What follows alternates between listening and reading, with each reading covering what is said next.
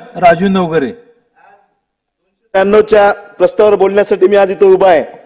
हरित क्रांतीचे प्रणेते वसंतरावजी नाईक साहेब यांच्या जयंतीच्या दिवशी आज योग आला आणि त्या निमित्तानं आज आपण बघत असताना की सरकार कोणाचं येऊ पण शेतकऱ्याची जी परिस्थिती आहे ती परिस्थिती बदलत नाहीये। आज आपण बघत असताना की माझा हिंगोली जिल्हा आणि या जिल्ह्यामध्ये पीक विम्याचा एक प्रश्न उभा राहिला होता। आता कृषी मंत्री धनुभाऊ सुद्धा इथं आज आपल्या सभागृहात आहेत। त्याच वेळेस त्यांना मी सांगितलं होतं की माझा हिंगोली जिल्हा आणि या जिल्ह्यामध्ये पीक विमा भेटला नाही, तुमच्या जिल्ह्यामध्ये धनुभाऊ पीक विम्याचं वाटप झालेलं आहे आणि त्या बाबतीमध्ये मी त्यांना प्रश्न मांडला। त्याच वेळेस धनुभाऊ मी आपल्या इथं मांडणी केली पण ते न झाल्यामुळे आपण तिथं सर्व आज हायकोर्टामध्ये औरंगाबादला संभाजीनगर येथे दाखल केले प्रकरण आणि ते प्रकरण अजूनही बोर्डावर आलेलं नाही। माझा पीक विम्यातला जिल्हा हा माझा तालुका असन, माझा मतदारसंघ असन, माझा जिल्हा असन, हा पीक विम्यापासून 40% लोक अजूनही वंचित राहिलेले आहेत। त्या बाबतीमध्ये माझा लढा देणं चालू आहे पण सरकार म्हणून आपण सुद्धा त्या बाबतीमध्ये काय धोरण स्वीकारता येईल ते सुद्धा आपण तिथं हे केलं पाहिजे।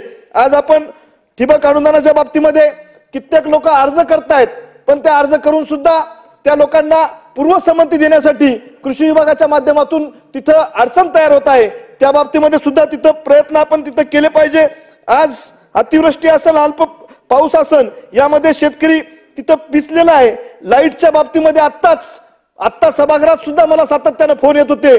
माझ्या इकडं आता काल आपण कर्ज आपण तिथं लाईनच्या बाबतीमध्ये तिथं आपण माफी करण्याचं धोरण अवलंबलंय पण माझी एक विनंती आहे की शेतकरी आज आपण सगळेजण या एसी सभागृहात बसलोत, आपल्याला सगळ्याला तिथं फॅन आहे, तिथं एसी लावलेला आहे पण त्या शेतकऱ्याला जिथं आज शेतामध्ये लाईन नाहीये 3-3 दिवसापासून, त्या गावातले विद्यार्थ्यांचे प्रश्न असतील, त्या गावामध्ये विहिरीत पाणी आहे पण माणसं तिथं कसंही पाणी काढून शेंदून तिथं पाणी पितील लाईन नसल्यामुळं, पण जनावरांच्या पिण्याचा पाण्याचा प्रश्न खूप मोठ्या प्रमाणावर उभा राहिलेला आहे। त्यामुळे लाईट बिल माफ करण्यापेक्षा ही शेतातली जी लाईन आहे ती सुद्धा त्या माध्यमातून आपण दिली पाहिजे।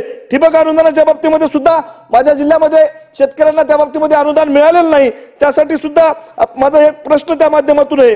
तुम्ही बघत असाल की सोयाबीनच्या मागच्या 5 वर्षापूर्वी जो भाव होता तेच भाव अजूनही सोयाबीनच्या बाबतीमध्ये आपली जी मिनिमम स्टॅच्युटरी प्राइस आहे किमान आधारभूत किमतीमध्ये त्यामध्ये सरकारनं अध्यक्ष महोदय लक्ष घालून त्या बाबतीमध्ये आपलं काम केलं पाहिजे की ज्या माध्यमातून लाईनच्या बाबतीमध्ये सौर ऊर्जा पंप बसवणं चालू आहे पण ते सौर ऊर्जा पंप बसविल्यानंतर सुद्धा तिथं त्या बाबतीमध्ये त्यांच्या दुरुस्तीचे प्रश्न असतील ते सुद्धा तिथं केले जात नाहीत।